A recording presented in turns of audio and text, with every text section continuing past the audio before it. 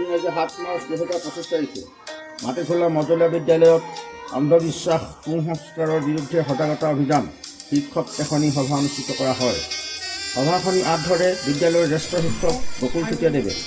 বিশিষ্ট আলোচক হিচাপে উপস্থিত থকা প্ৰাক্তন অধ্যক্ষা ৰাষ্ট্ৰীয় শিশু শিক্ষক বঁটা প্ৰাপক অধ্যক্ষা লাৱণ্যলাহন চুতীয়া, প্ৰাক্তন ধেমাজি মহাবিদ্যালয়ৰ উপাধ্যক্ষা ডক্টৰ অন্নজ্যোতি গগৈ, ৰাজ্যিক কৃতি শিক্ষক ৰবি দেউৰী আৰু লোকনাথ ব্ৰহ্ম হাইস্কুলৰ অৱসৰপ্ৰাপ্ত প্ৰধান শিক্ষক প্ৰতাপ গোৱালা আদি বৰেণ্য ব্যক্তিসকলক মাটিখোলা মজলীয়া বিদ্যালয়ৰ প্ৰধান শিক্ষয়িত্ৰী গুণদা চেতিয়া বাইদেউ আৰু বিজ্ঞান শিক্ষয়িত্ৰী ইনু বৰুৱাই বাইদেৱে চেলেং আৰু ফুলাম গামোচাৰে উষ্ণ আদৰণি জনায়।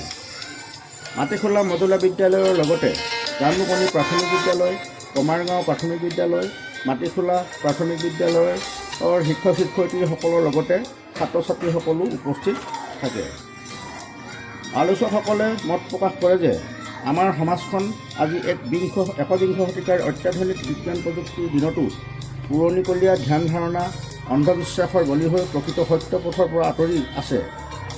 আজিও আমাৰ সমাজত ভূত প্ৰেত, যাদুমন্ত্ৰ, ডাইনী ডাঙৰীয়া প্ৰভাৱ পৰে বুলি বিশ্বাস কৰি আহিছে।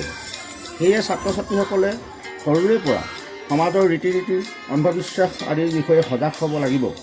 তেওঁলোকৰ প্ৰকৃত সত্য অনুসন্ধান দি বিজ্ঞান মানসিকতাৰে আগবঢ়াই নিয়াটো শিক্ষকসকলৰ প্ৰধান দায়িত্ব বুলি উল্লেখ কৰে। অনুষ্ঠানটিত মাটিখোলা মজলীয়া বিদ্যালয়ৰ ছাত্ৰ ছাত্ৰীসকলে অতি সুন্দৰভাৱে ব্যায়াম, সমবেত সংগীত আৰু নৃত্য প্ৰদৰ্শন কৰি সকলোকে আপ্লুত কৰে।